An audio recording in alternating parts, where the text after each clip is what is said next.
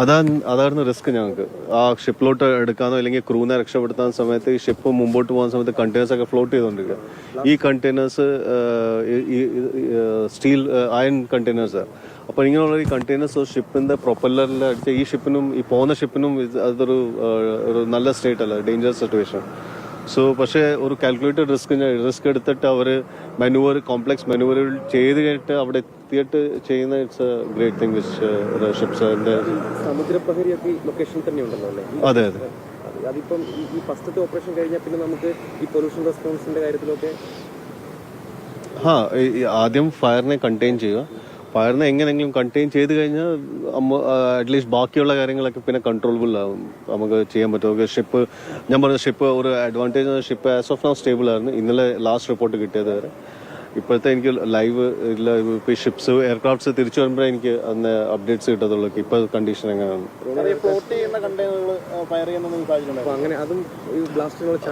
Chances ഉണ്ട്. So അതല്ലേ പറഞ്ഞു, കാൽക്കുലേറ്റഡ് റിസ്ക് എടുത്തിട്ട് ആ ക്രൂവിലെ ഷിപ്പിലെ സിഒ കമാൻഡിങ് ഓഫീസറും ഈ എല്ലാവരും ആ ഒരു പ്ലാൻ ചെയ്തിട്ട് അവരൊരു ജോയിന്റ് ഓപ്പറേഷൻസാണ് ചെയ്യുന്നത്. സോ അതിനുള്ള റിസ്കുകളുണ്ട്.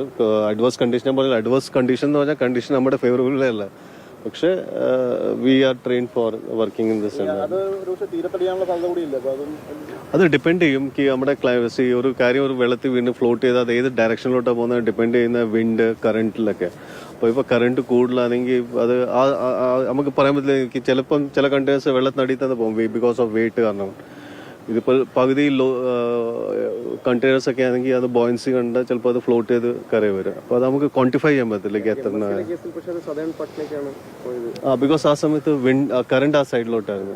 മോൺസൂണിന്റെ ജനറലി കറണ്ട് ലോ ആ സൈഡിലോട്ട്. സോ ഇതിപ്പോൾ അനലൈസ് ചെയ്തിട്ട് പറയാൻ പറ്റും.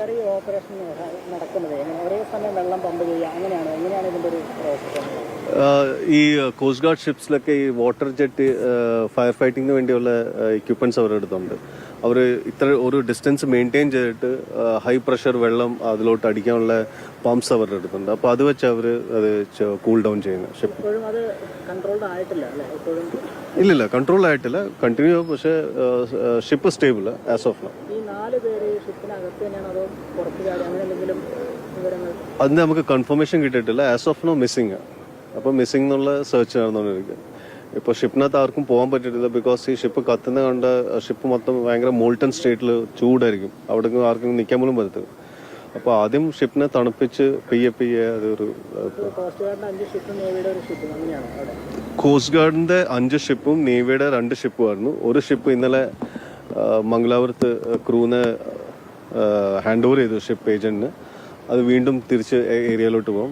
നേവിയുടെ ഒരു ഷിപ്പ് ഇന്നലെ പോയിട്ടുണ്ട്, അത് ഏരിയയിലുണ്ട്. പിന്നെ കോസ്റ്റ് ഗാർഡിന്റെ 5 ഷിപ്പും പിന്നെ അതല്ലാതെ ഡോണിയേഴ്സ് 2 നേവിയുടെയും കോസ്റ്റ് ഗാർഡിന്റെ 2 പേരും ഡോണിയേഴ്സ് കണ്ടിന്യൂസ്ലി ഫ്ലൈ ചെയ്ത് മോണിറ്റർ ചെയ്തുകൊണ്ടിരിക്കുക സിറ്റുവേഷൻസ്. എനിക്കറിയാം അതിനെക്കുറിച്ച്. അന്ന് കൺസേൺഡ് നേവിയുടെയും കോസ്റ്റ് ഗാർഡിന്റെ ഓഫീസേഴ്സ് അത് അറ്റൻഡ് ചെയ്യുമായിരിക്കും. അങ്ങനെ ഉണ്ടെങ്കിൽ അവർക്കേ പറയാൻ പറ്റത്തുള്ളൂ. സോ ആസ് ഓഫ് നൗ എനിക്കൊരു ഇൻപുട്ട് കിട്ടിയിട്ടില്ല.